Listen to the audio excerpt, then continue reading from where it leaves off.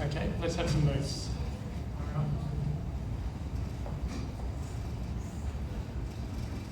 So you have the moves, then you can go through and I'll stop you. Yeah. They're a little bit slow, that's all. Yeah. So to give you a bit of background, I was partially hesitating between Queen's Gambit structure or something, or the Meran, but I suddenly remembered that I had some work here, so I chose this instead. It was all quite flippant. I thought he was going to play Queen C2, and we played a different kind of thing, which in fact we ended up transposing to. But yeah, go on.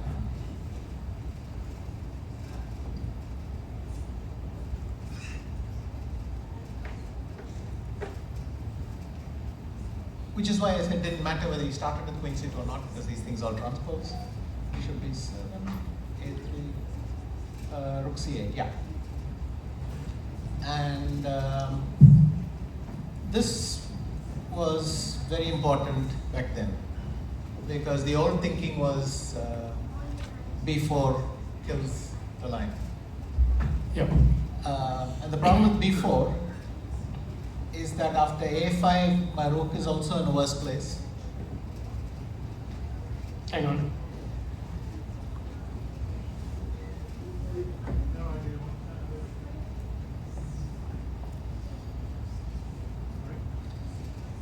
Right, after B4, yeah, A5. Yeah, Hang so on. anyway, the refutation of B4 is C5. There are lots of lines that I remembered because, well, what else? Yep. But then he went knight G5. I went C5. He took on H7. I knew that if he had taken with the bishop, if you could go back and take with the bishop instead.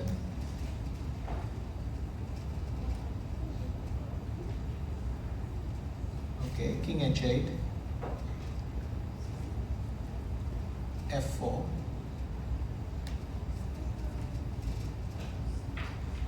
I would have to play G6.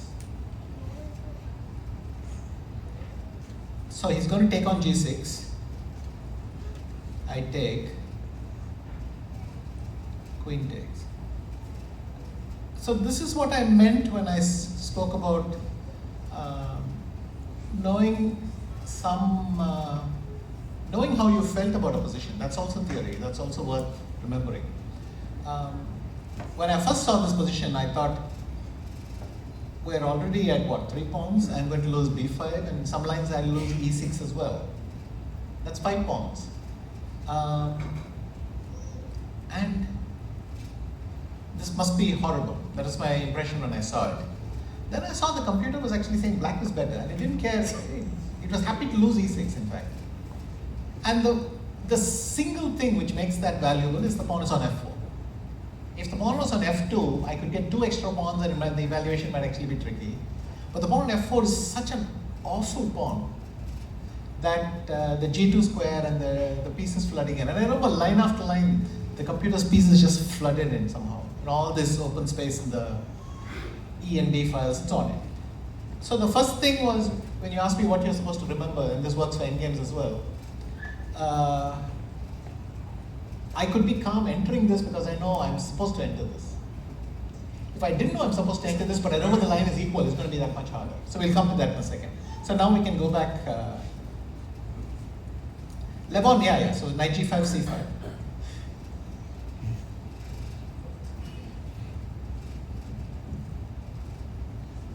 So Levon played knight takes H7. On top of that, he was playing it fast. To make it even worse, he started moving into this left hand, which is usually a sign he thinks he's going to have an early dinner. And I didn't mind that Levon was very confident, because I was confident here as well.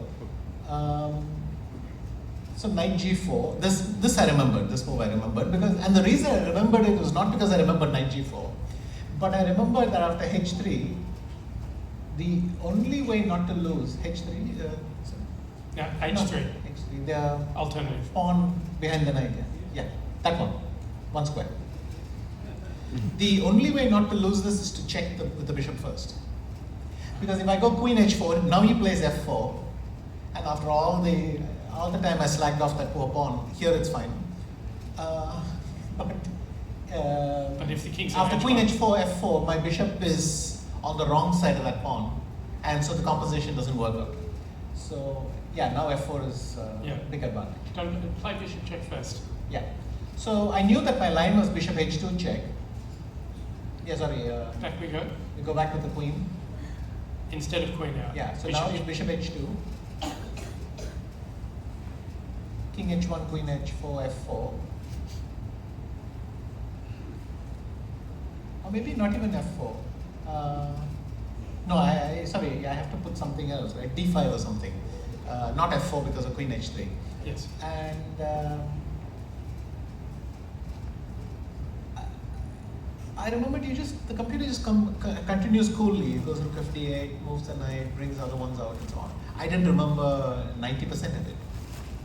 But the only way my opponent's going to enter this line is if he knows that I don't remember 90% of it. And on top of that, he's confident that I can't find anything I need. Because it is good for black, and there are tricky lines. So it's so unlikely that your opponent will volunteer to get into trouble like this, that you can afford to bluff these things. So again, what you choose to remember depends on these kinds of applications.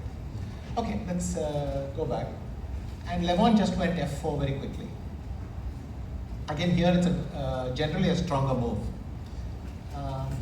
So I took on d4, that much seemed to be fairly simple.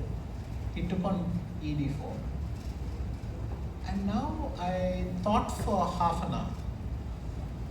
In a line my team and me had prepared as our main weapon in a world championship match against Gelfand 6 months earlier. Yeah, 6-7 months earlier. And I was drawing a complete blank in my head as to what I'm supposed to do next. So I knew that I have something good, but I had no idea what that was.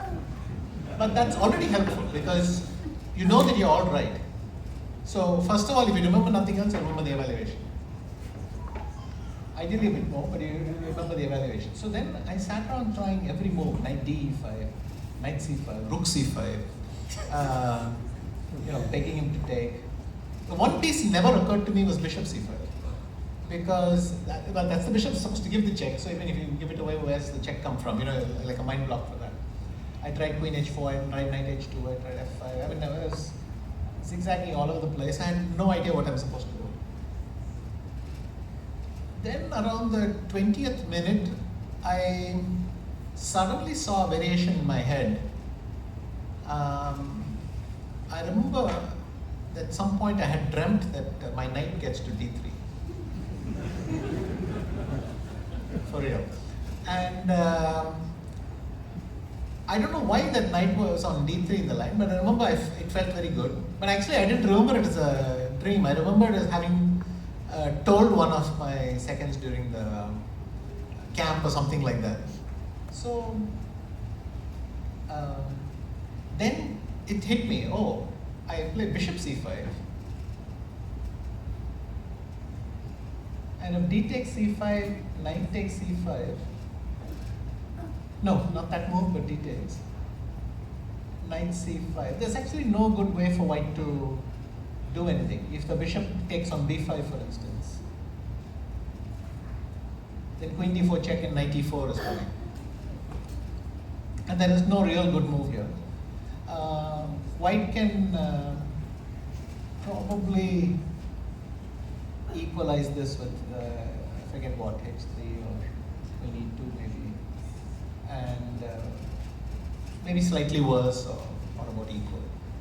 That's possible. But at least I felt that this was the best I could do now. By the way, later on I realized queen d6 is kind of fine as well. But you can't play queen d6 not knowing that it works. So if I remembered I have two moves, then I would have maybe suspected queen d6.